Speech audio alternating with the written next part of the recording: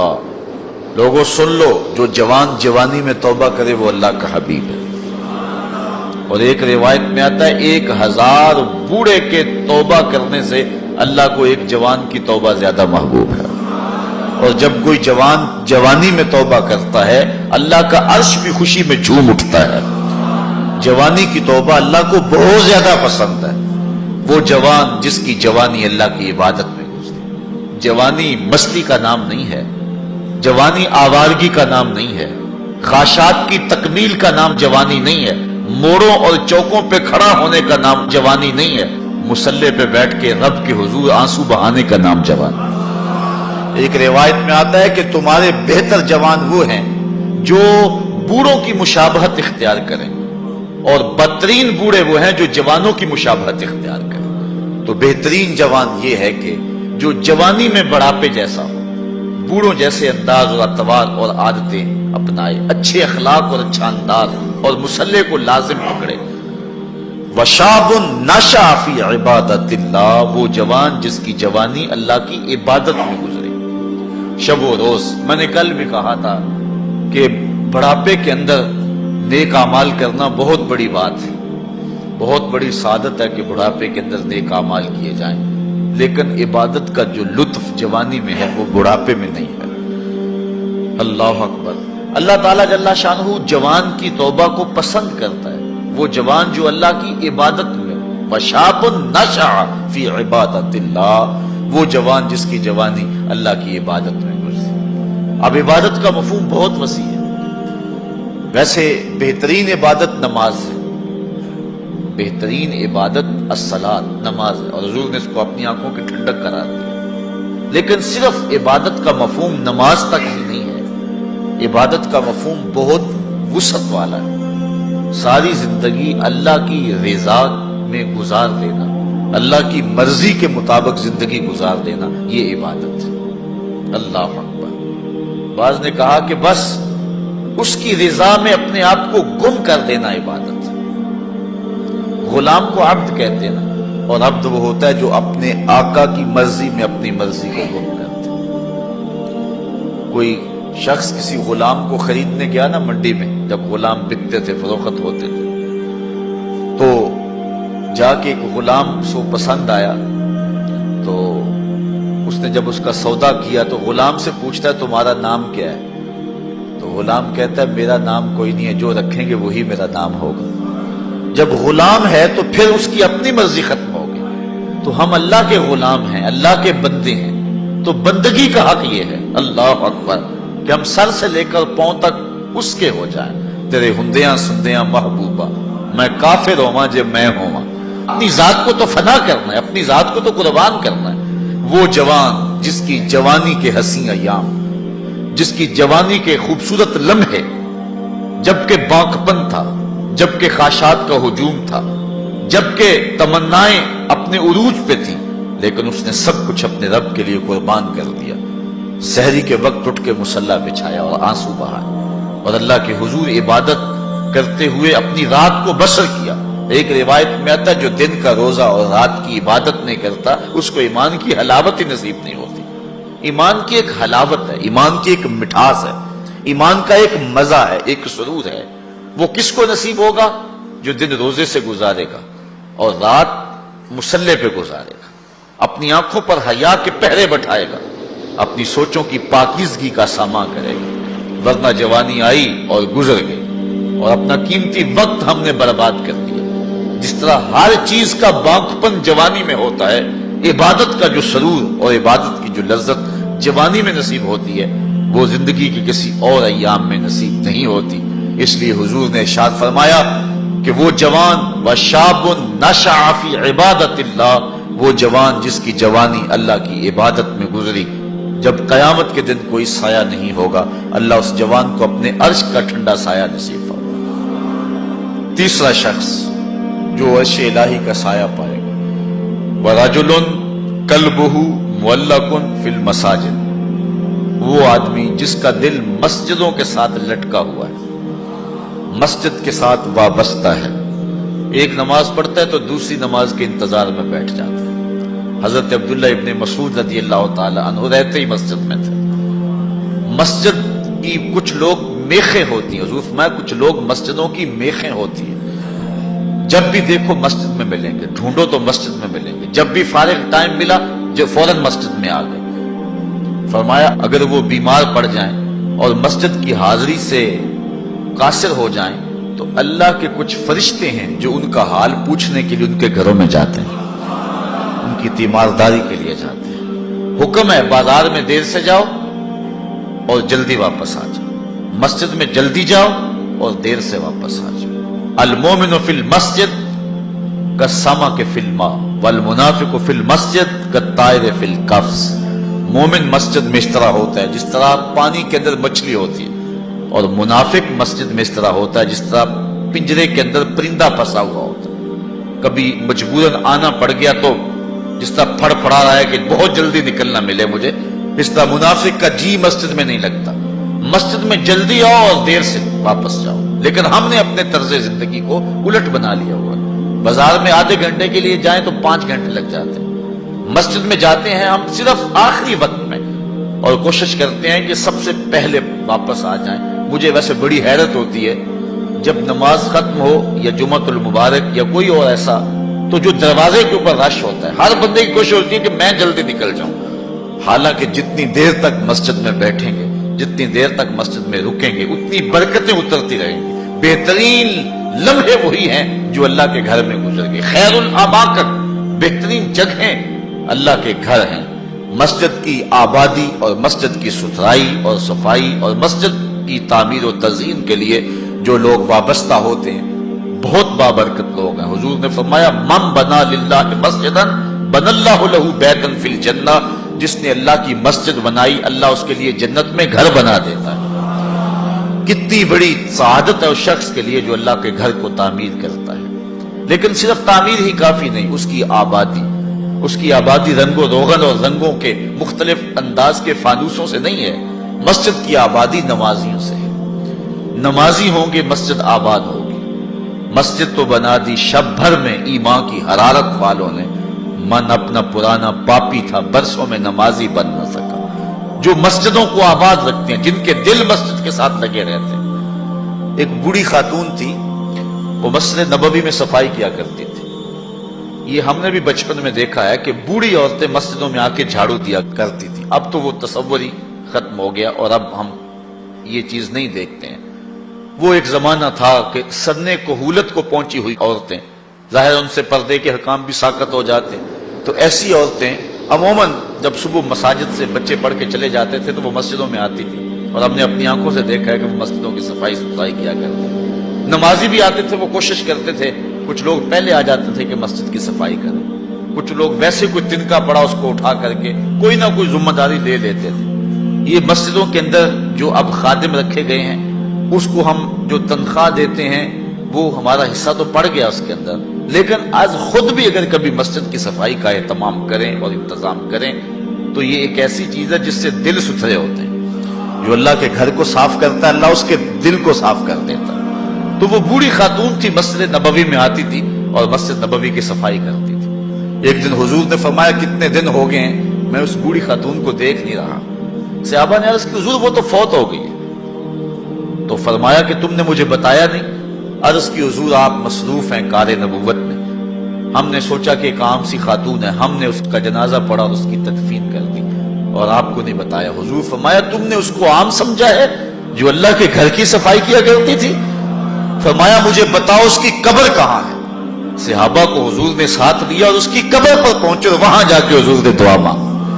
جو اللہ کے گھر کو صاف کرتی ہے اور اللہ کے گھر کی صفائی کرتی ہے، حضور علیہ السلام فرمایا وہ عام نہیں ہے، وہ سعادت مند خاتون ہے جس کو یہ سعادت نصیب ہوئی، یہ دولت نصیب ہوئی کہ اللہ کے گھر کو صاف کرتی ہے۔ تو فرمایا وَرَجُلٌ قَلْبُهُ مُعَلَّقٌ فِي الْمَسَاجِدِ، وہ آدمی جس کا دل مسجدوں میں لٹکا ہوا رہتا ہے، ایک نماز کے بعد دوسری نماز کا انتظار کرتے ہیں۔ ایک روایت میں میں نے کہیں پڑھا ہے کہ جب کوئی بندہ ایک نماز کے بعد دوسری نماز کا انتظار کرتا ہے اور مسجد میں بیٹھا رہتا ہے، اللہ فرشتوں کو کہتا ہے دیکھو میرا بندہ نماز پڑھ لیا پھر بھی نہیں جا رہا، دوسری نماز کے انتظار میں ہے، تم گواہ ہو جاؤ میں نے اپنے بندے کی مغفرت فرما دی۔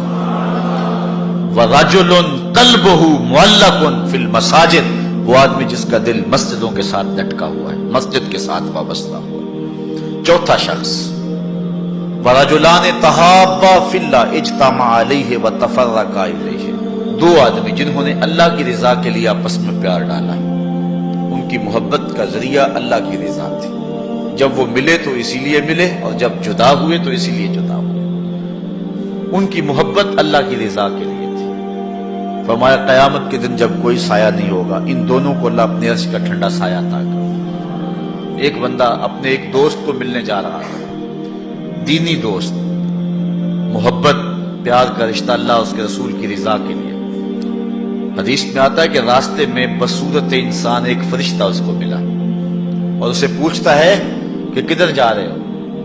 وہ کہتا ہے کہ میں فلاں بستی میں اپنے ایک دوست کو ملنے جا رہا ہوں۔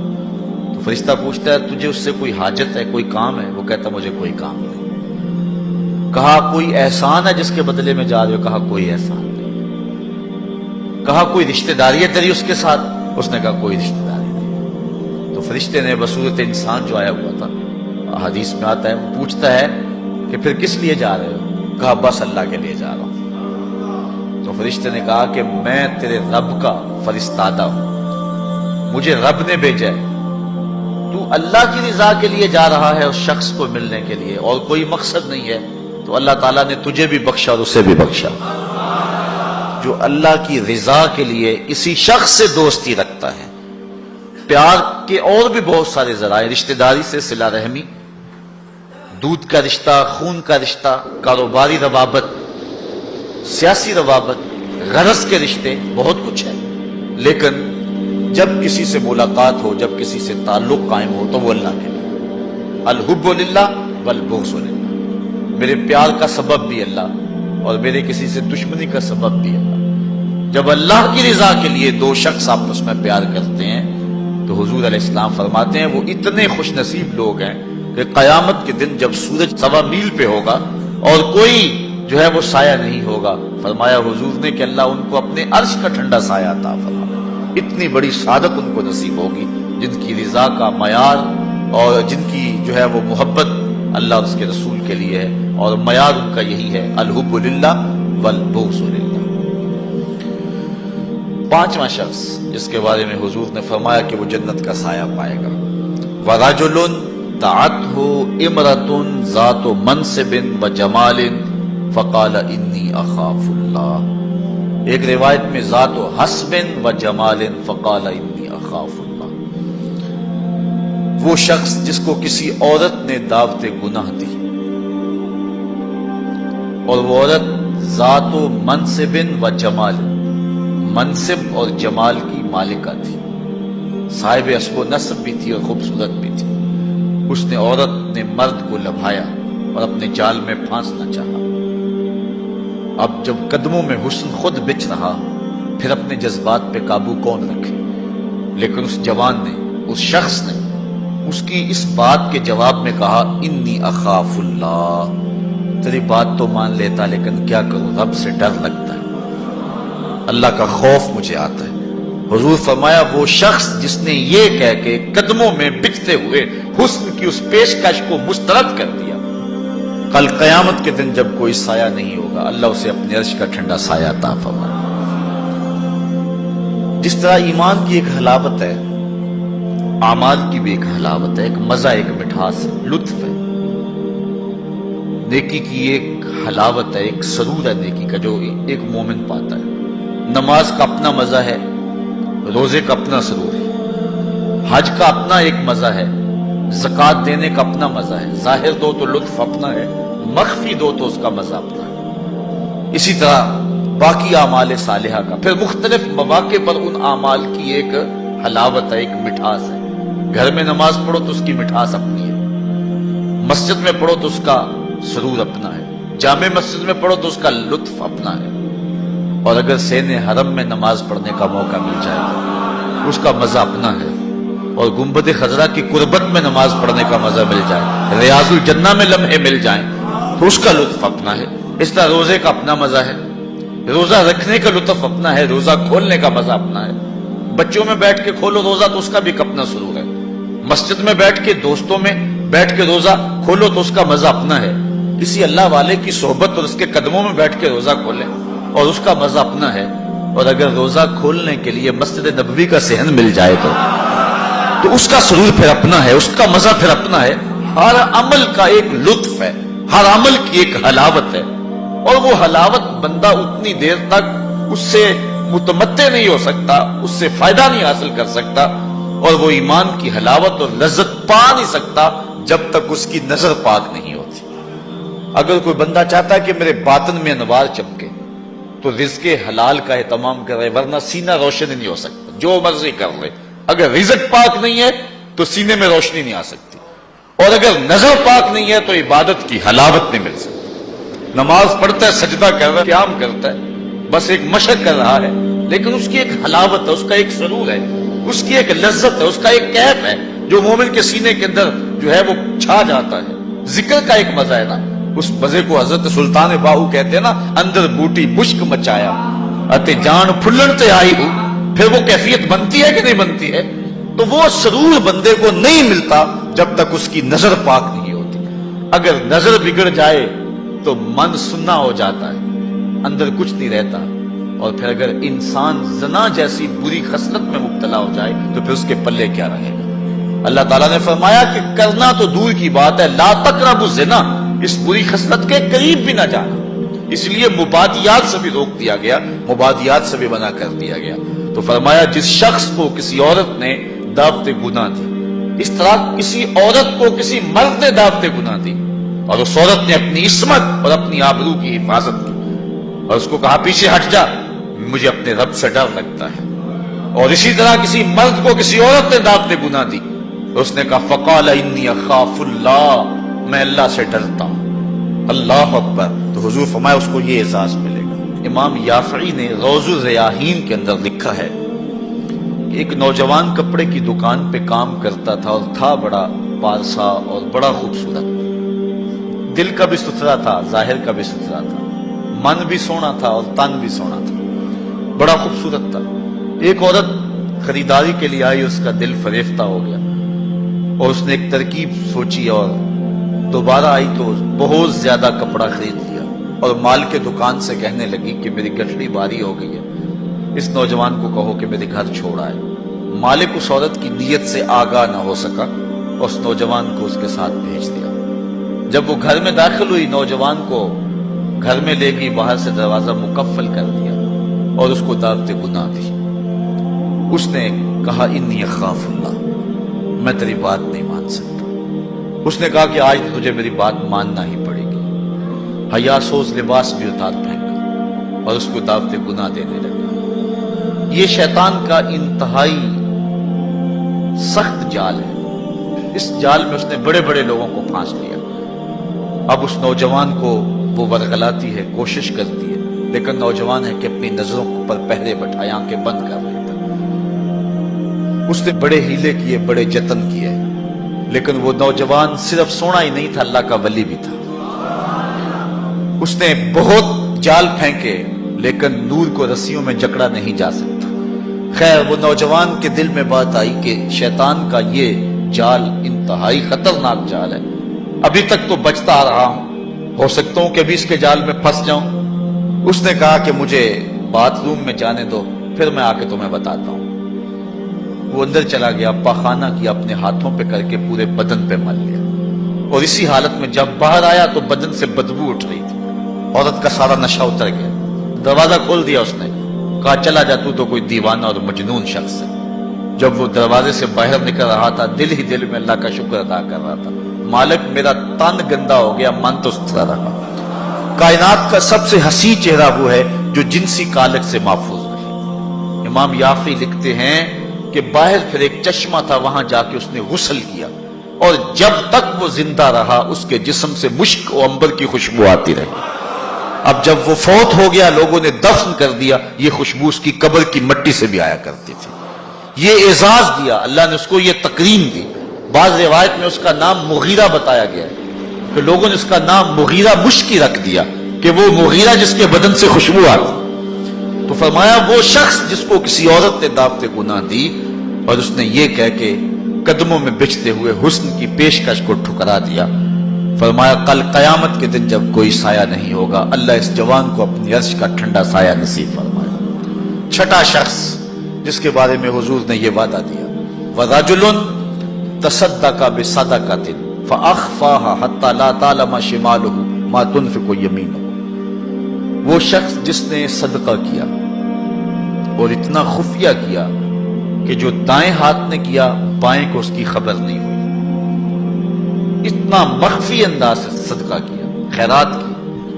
پرانے زمانے کے اندر بزرگ چاندی یا سونا کسی کپڑے میں باندھ کر کے کسی کے گھر میں چھوڑ آیا کرتے تھے، کسی کے گھر میں پھینک آیا کرتے تھے، یا کسی نابینے کو دے دیتے تھے اور کلام نیر سے کرتے تھے تاکہ ہم ظاہر نہ ہو، ہمارا نام بھی ظاہر نہ ہو. کھلا صدقہ کرنا اس کی ممانعت نہیں ہے، اس کا بھی اجر ہے اگر ریاکاری کی نیت دل کے کسی گوشے میں نہ ہو. لیکن یہ بات ذہن میں رکھیں کہ ریاکاری کی چالیں بہت باریک ہیں، بہت باریک. براہیمی نظر لیکن بڑی مشکل سے ملتی ہے. ہوس چھپ چھپ کے سینوں میں بنا لیتی ہے تصویر. جو ریاکاری کی چالیں ہیں وہ کالے پتھر پر کالے رنگ کی چونٹی چلے تو جس طرح وہ نظر نہیں آتی ہے اس طرح ریاکاری کی چالیں بھی اتنی ہی باریک ہیں، بہت باریک ہیں. تو انسان کے اندر ریاکاری پیدا ہو جاتی. اگر ریاکاری سے بچے، اس کی نیت میں خلوص ہو، للہیت ہو، تو پھر کھلا صدقہ دینا بھی اجر و ثواب کا باعث ہے. جس طرح کہ آقا کریم علیہ السلام نے جہاد کے لیے فنڈ مانگا تو ایک صحابی نے جو ہے وہ عرض کیا کہ حضور میں اتنا پیش کرتا ہوں. اس نے پیش کیا تو اس کے دیکھا دیکھی باقی لوگ بھی جو ہیں وہ اٹھ کھڑے ہوئے اور پیش کرنے لگے. حضور نے اس موقع پر ارشاد فرمایا تھا من سنہ فی الاسلام سنتن حسنہ فلہ اجرھا. جس نے اسلام میں کوئی اچھا طریقہ رائج کیا تو اب اس کے دیکھا دیکھی جو بھی وہ کام کرتے رہیں گے اس کا اجر اس پہلے شخص کو نصیب ہوتا رہے گا. اگر نیت یہ ہے کہ میرے دیکھا دیکھی لوگ کریں گے تو پھر جو ہے وہ یہ خلوص والی نیت ہے، اس میں کھلا کرنے میں کوئی قباحت نہیں. میں کہتا ہوں کہ دو طرح کے لوگ ہوتے ہیں. یہ فنڈز چندہ وغیرہ جو طلب کیا جاتا ہے، ایک ہے کوئی شخص کسی کو ذاتی طور پہ دے تو وہاں مخفی دینا بہتر ہے.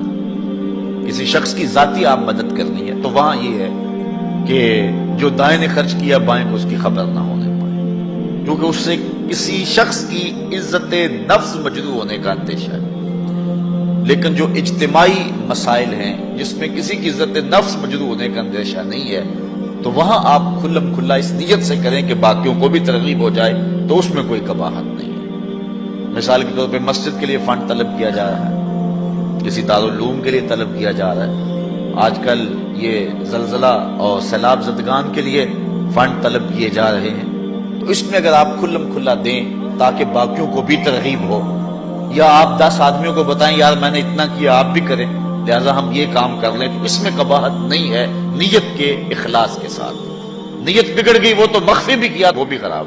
تو بات یہ ہے کہ صدقہ ظاہر کیا جائے یا صدقہ مخفی کیا جائے، دونوں بابرکت ہیں، لیکن ان میں افضل یہ ہے کہ انسان مخفی کرے. اور حضور فرماتے ہیں وَرَجُلٌ تَصَدَّقَ بِصَدَقَةٍ فَأَخْفَاهَا، کہ وہ شخص جس نے صدقہ کیا اور صدقہ اتنا مخفی کیا حَتَّى لَا تَعْلَمَ شِمَالُهُ مَا تُنْفِقُ يَمِينُهُ، جو دائیں نے کیا بائیں کو اس کا پتہ نہ چلا. دائیں ہاتھ کے صدقے کا بائیں ہاتھ کو پتہ نہ چلا، اس کو خبر نہ ہوئی.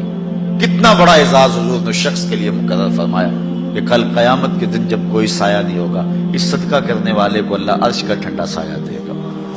اللہ کی راہ میں خیرات کرتے رہنا چاہیے، اور صدقہ دینے سے مال گھٹتا نہیں ہے، مال بڑھتا ہے. میں اس کی ایک مثال دیا کرتا ہوں کہ پرانے زمانے کے اندر کنویں ہوتے تھے، اب تو ٹیوب ویل آ گئے، ہینڈ پمپ آ گئے اور بہت کچھ آ گیا زمین سے پانی نکلوانے کے لیے. لیکن اس وقت کنویں میں ڈول ڈال کر کے جو ہے وہ پانی نکالا کرتے تھے. جب جدید آلات آ گئے تو کنویں کی ضرورت ختم ہو گئی اور لوگوں نے یہاں سے پانی لینا شروع کر دیا، چونکہ وہاں پانی حاصل کرنے کے لیے دقت زیادہ برداشت کرنا پڑتی ہے. اب وہ کنویں کہیں کہیں آپ کو مل جائیں گے، مختلف دیہاتوں میں بستیوں میں آپ جائیں تو پرانے کنویں جو ہے وہ کہیں کہیں موجود ہیں، لیکن ان میں جھانک کر کے دیکھیں کہ ان کا پانی بہت نیچے چلا گیا اور بہت کم پڑ گیا ہوا. ان کنووں کو کسی نے بند نہیں کیا، لیکن اب پانی کہاں غائب ہو گیا؟ اصل بات یہ ہے کہ جب کنویں اپنا فیض باہر دیتے تھے اللہ نیچے سے پانی بھی انہیں دیتا تھا، جب ان کنووں نے پانی دینا چھوڑ دیا نیچے سے جو سوتے پھوٹتے تھے وہ بھی خشک ہو گئے۔ جو راہ خدا میں خرچ کرتا رہتا ہے اللہ اس کو عطا فرماتا رہتا ہے۔ شیطان کہتا ہے کہ خرچ کرو گے تو کم ہو جائے گا، لیکن رب کہتا ہے خرچ کرو گے میں وعدہ دیتا ہوں کہ بڑھ جائے گا۔ اب اللہ پر اگر کسی شخص کا پختہ یقین ہے، پختہ یقین، تو پھر جو ہے وہ اس کو خرچ کرتے ہوئے یہ احساس کبھی نہیں ہوگا کہ اس سے میرا مال کم ہو رہا ہے، صدقے سے میرا مال کم ہو رہا ہے، ایسا ہو نہیں سکتا اگر پختہ یقین ہے۔ حضرت رابعہ بصریہ سلام اللہ علیہا بہت سخیہ تھیں، اور آپ کے ڈیرے پہ خانقاہ پہ لوگوں کا آنا جانا رہتا تھا، ان کو کھانا بھی کھلاتے تھے، اور درویشوں فقیروں کا مزاج ہی ہے کہ لوگ آئیں اور کھاتے جائیں۔ بابا بلے شاہ فرماتے ہیں ایٹو کھڑک کے دکڑ وجے تتا ہوئے چلا، آن فقیر کھا کھا جاون راضی ہوئے بلا۔ حضرت غوث اعظم سیدنا شیخ عبد القادر جیلانی علیہ رحمہ فرماتے ہیں آدھی فقیری جو ہے وہ خدمت خلق ہے، بھوکوں کو کھانا کھلانا اور ننگوں کو لباس پہنانا، آدھا فقر یہ ہے، آدھی فقیری یہ ہے۔ کسی نے کسی درویش سے پوچھا کہ فقیری کیا ہے؟ کہا فقیری خدمت خلق کا نام ہے، یہ گدڑی اور دلک کا نام نہیں ہے، یہ فقیری خدمت خلق کا نام ہے۔ تو حضرت رابعہ بصری کہ ہاں مہمانوں کا آنا جانا رہتا تھا۔ ایک دن خادمہ نے بتایا کہ 5-6 مہمان آ گئے اور صرف دسترخوان پر ایک ہی روٹی ہے، گھر کے اندر باورچی خانے میں صرف ایک ہی روٹی ہے۔ کہا جاؤ اس کو بھی اللہ کی راہ میں خیرات کر دو۔ اب عقل تو یہی کہتی ہے کہ روٹی ہے کچھ اور کہیں سے مہیا کی جائے اور مہمان نوازی کی جائے، لیکن یہاں اذعان دیکھیے، یقین دیکھیے۔ حضرت رابعہ بصریہ نے کہا کہ اس کو خیرات کر دو۔ خادمہ نے خیرات کر دیا، مہمان بیٹھے ہوئے ہیں، کوئی اور شے ہے نہیں۔ دروازے پر دستک ہوئی، پوچھا من علی الباب، دروازے پر کون؟ کہا فلاں کا فرستادہ غلام، میرے آقا نے آپ کے لیے بھیجا اور یہ کھانا دیا ہے۔ خادمہ نے کھانا وصول کیا، حضرت رابعہ کو کہا یہ کسی نے کھانا بھیجا۔ آپ نے کپڑا اٹھایا، گنا تو 5 روٹیاں تھیں۔ کہا یہ کھانا ہمارا نہیں، اس کے آقا نے کسی اور گھر بھیجا ہوگا، غلطی سے ہمارے گھر یہ آ گیا، کھانا واپس کر دیا۔ تھوڑے لمحے گزرے تھے، پھر دروازے پہ دستک ہوئی، کہا من دق الباب، دروازہ کس نے کھٹکھٹایا؟ کہا فلاں آقا کا بھیجا ہوا غلام ہوں، میرے آقا نے آپ کے لیے کھانا بھیجا۔ خادمہ نے وصول کیا، حضرت رابعہ کے سامنے رکھا، کپڑا اٹھایا، گنا تو 7 روٹیاں۔ کہا اس کے آقا نے کسی اور گھر بھیجا ہوگا، یہ بھی غلطی سے ہمارے گھر آ گیا، کھانا واپس کر دیا۔ پھر دروازے پہ دستک ہوئی، پوچھا من علی الباب، دروازے پر کون؟ کہا فلاں آقا کا بھیجا ہوا غلام ہوں، میرے آقا نے آپ کے لیے کھانا بھیجا ہے، اور کہا حضرت رابعہ کو دے کے ہی آنا۔ خادمہ نے وصول کیا، حضرت رابعہ کپڑا اٹھایا، گنا تو 10 روٹیاں تھیں۔ کہا ہاں یہ کھانا ہمارا ہے۔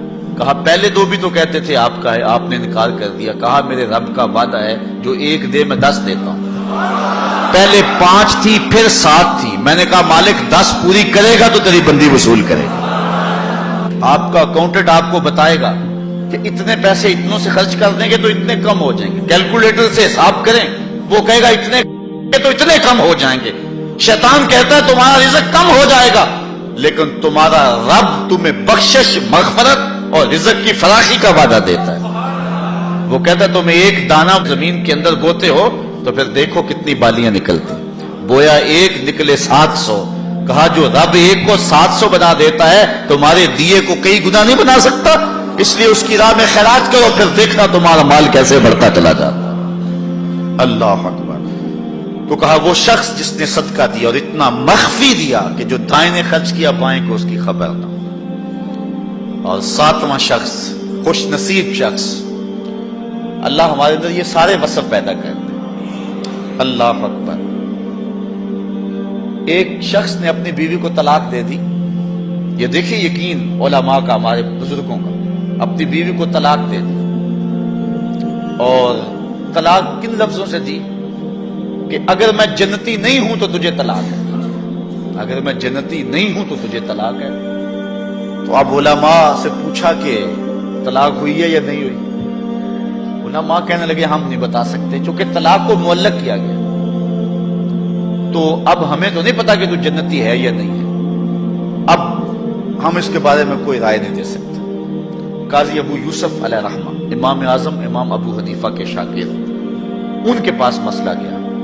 آپ نے شخص کو بلایا, کہا کبھی ایسا ہوا ہے کہ کسی عورت نے تجھے دعوت گناہ دی ہو اور تو نے کہا ہو میں اللہ سے ڈرتا ہوں؟ اس نے کہا ہاں ایک مرتبہ زندگی نہیں ہوا. کہا تیری بیوی کو پھر کوئی طلاق نہیں, اس لیے کہ حضور نے فرمایا ہے کہ وہ شخص جس کو کسی عورت نے دعوت گناہ دی اور اس نے کہا میں اللہ سے ڈرتا ہوں, فرمایا کل قیامت کے دن جب کوئی سایہ نہیں ہوگا یہ بندہ عرش کا سایہ پائے گا. تو کہا پھر پکی بات ہے کہ تو جنتی ہے, تو جہنم میں جا ہی نہیں سکتا چونکہ یہ رسول اللہ کا وعدہ ہے. اللہ اکبر. تو اتنا یقین تھا ان باتوں پہ ہمارے بزرگوں کو, اس لیے کہا یہ حضور کی حدیث ہے, اگر یہ بات ہے تو کوئی طلاق نہیں ہوئی. قاضی ابو یوسف نے فتویٰ دیا. تو یہ دعا کریں کہ اللہ تعالیٰ یہ 7 اشخاص کے جو اوصاف ہیں جن کے بارے میں وعدہ جنت ہے, اللہ تعالیٰ ہم سب کو نصیب فرمائے. نظر کی حفاظت کی توفیق دے, خیالوں کو پاکیزگی دے دے. میں ایک شخص کو جانتا ہوں جس کو دعوت گناہ دی گئی لیکن اس نے اپنی آبرو کی حفاظت کی. رات کو سویا تو حضرت میاں میر علیہ الرحمہ خواب میں ملے. اللہ اکبر. اور آپ نے فرمایا تجھے مبارک ہو, تو نے سنت یوسفی ادا کی ہے. کیسا حسن تھا, کیسا جمال تھا جناب یوسف کا. لیکن آپ دیکھیے قرآن پڑھیے, سورہ یوسف اٹھائی, ایسے تو مرتبے نہیں ملے. کیسے کمال ہیں ان لوگوں کے, اپنی آرزوؤں پر کیسے پہرے بٹھائے ہیں اور کس طرح اپنی خواہشات کے آگے بند باندھے ان لوگوں نے. جب 7 دروازے مکفل کر دیے اور حضرت یوسف علیہ السلام کو زلیخا کہتی ہے تلک, اب تو آ جاؤ نا, اب تو کوئی نہیں دیکھ رہا, اور موٹا کپڑا ڈال دیا اس بت کے اوپر جو وہاں اس نے اپنے کمرے میں رکھا ہوا تھا.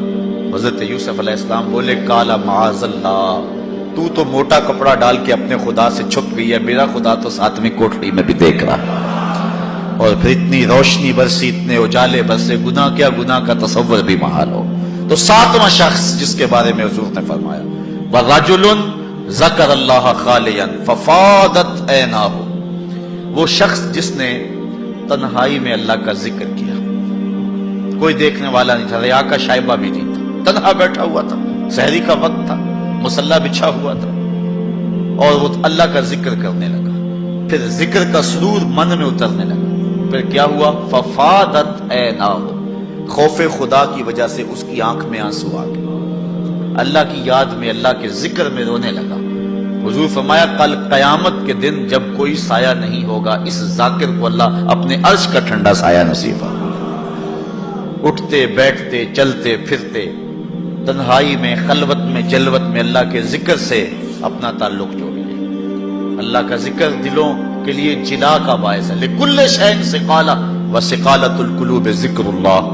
حضور فرمایا ہر شے کا زنگ دور کرنے کے لیے کچھ نہ کچھ بنایا گیا ہے, دلوں کا زنگ اللہ کی یاد سے دور.